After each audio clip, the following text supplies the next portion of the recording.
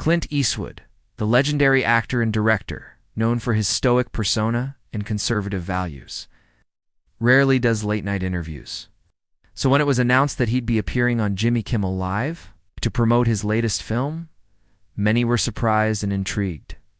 The buzz leading up to the segment was massive. Eastwood, the man behind decades of cinematic grit, sitting across from Kimmel, is one of the most irreverent and liberal-leaning hosts in the business. The segment began with the expected respect and admiration. Kimmel welcomed Clint warmly, calling him a living legend, and Clint responded with a gruff but polite nod. They spoke briefly about the film, its themes of aging, redemption, and personal justice. But the mood started shifting when Kimmel, as he often does, decided to pepper in a few jokes that leaned into Eastwood's famously tough exterior and his political leanings. What began as light teasing quickly turned into a test of patience for the 94-year-old icon. And within minutes, the interview spiraled into a tense and uncomfortable confrontation that left the audience stunned. Eastwood escorted off set. It started innocently enough. Kimmel, in his usual sardonic tone, said, "You've played so many grizzled, morally complex men. Do you ever get tired of being America's favorite grouch?" Eastwood smirked and replied, "I'd rather be a grouch than a clown." Audience laughed nervously. Kimmel grinned, acknowledging the burn. But the jab had struck a deeper tone than expected.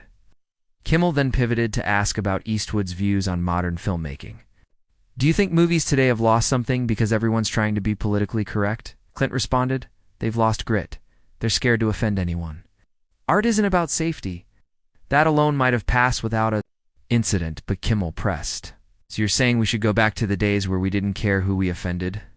"That sounds a little outdated, don't you think?" Clint's expression changed. "I'm saying we've traded honesty for appeasement. People are soft, and that's not progress."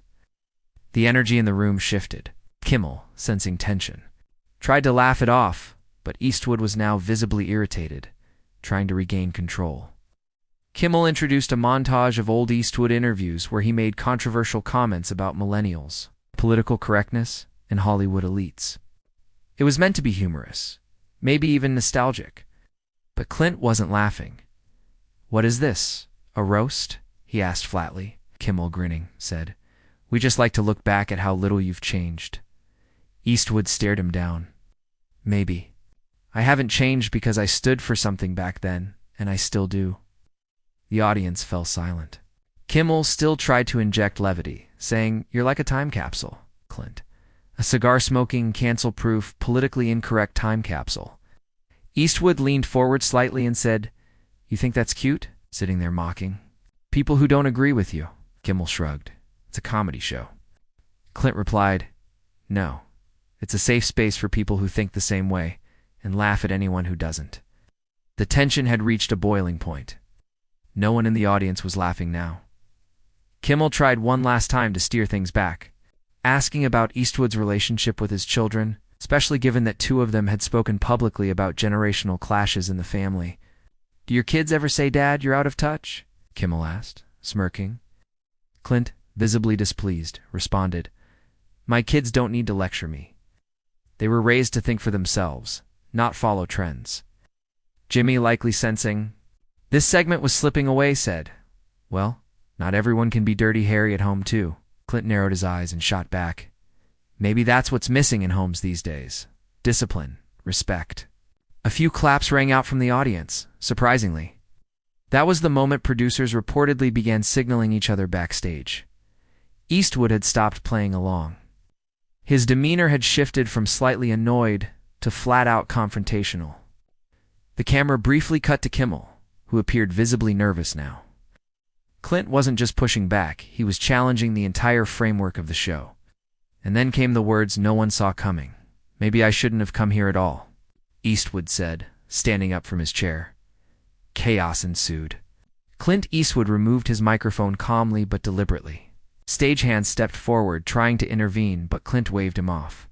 "Don't bother. I know when I'm not wanted," he said. Kimmel stood up too, trying to stop the exit, saying, "Clint, come on. Let's not end this like that. It's just a little friction. This happens all the time on the show." But Clint was already walking away, shaking his head. There's friction, and then there's insult. I've dealt with enough of both in my life to know the difference. The studio audience in stunned silence watched as one of the last remaining titans of classic American cinema disappeared backstage. The camera quickly cut to commercial. And in the hours that followed, social media exploded with footage, hot takes, and a digital divide that split across ideological lines. To some, Clint was a grumpy old man who couldn't take a joke. To others, he was a principled figure standing up against a culture of mockery and disrespect. By the next morning, headlines dominated every platform. Eastwood storms off Kimmel, legend leaves set after clash. Clint's last stand were among the more sensational ones. Political commentators weighed in, turning the incident into a proxy war over free speech, generational divide, and Hollywood values. Conservative voices praised Eastwood for not backing down, with commentators like Tucker Carlson calling him a relic of integrity in a town of cowards. Liberal critics accused him of being fragile, unwilling to face modern scrutiny. Meanwhile, Kimmel remained mostly silent. ABC released a brief statement saying, "We respect Mr. Eastwood's legacy and regret that our conversation didn't go as intended." It was the kind of neutral PR spin expected in such moments, but the impact had already been made. Clips of the incident garnered millions of views, and everyone from Joe Rogan to Joy Behar had something to say about what it all meant. Behind the scenes, insiders reported that Eastwood's camp was furious, claiming that the segment had veered off their agreed talking points and that Clint had been misled into thinking it would be a respectful sit-down. A spokesperson for Eastwood later issued a rare public statement. Mr. Eastwood appeared on Jimmy Kimmel Live to discuss his latest film and legacy. He did not expect to be ambushed with sarcasm and mockery. He has nothing further to say on the matter. That statement only added fuel to the fire. Media outlets scrambled to secure interviews with Clint's collaborators and even his children, some of whom defended their father, while others admitted that he's always been uncompromising. "That's just Dad," one reportedly said. "He doesn't play games." Meanwhile, viewership of the controversial episode broke records, with ABC noting a 40% spike in ratings compared to previous weeks. The broader cultural impact of the incident became impossible to ignore. For weeks, op-eds debated whether Kimmel had been out of line or whether Eastwood had simply aged out of the modern media environment.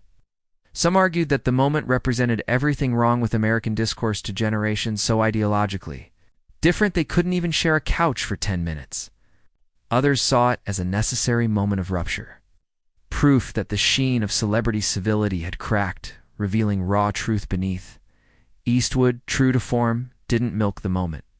He disappeared from the spotlight entirely, refusing further comment, declining interviews, and skipping red carpet appearances for his film.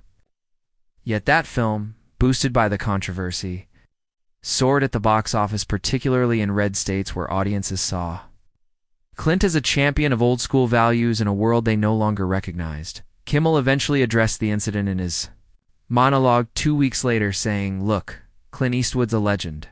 Maybe we clashed, maybe we didn't see eye to eye. But I'll say this, I'm still a fan." It was meant to be conciliatory, but many thought it felt hollow.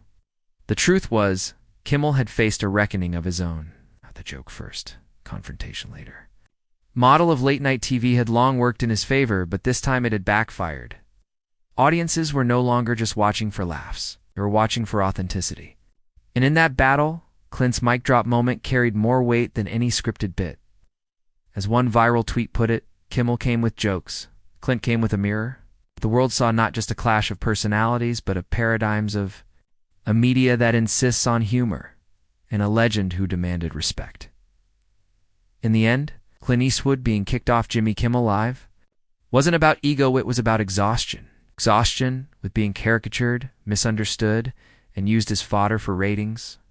His exit, quiet but defiant, was a message to an industry that often forgets its legends in the pursuit of punchlines.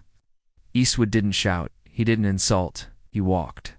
And in doing so, he reminded everyone watching that dignity, even in a media landscape addicted to chaos, still holds value.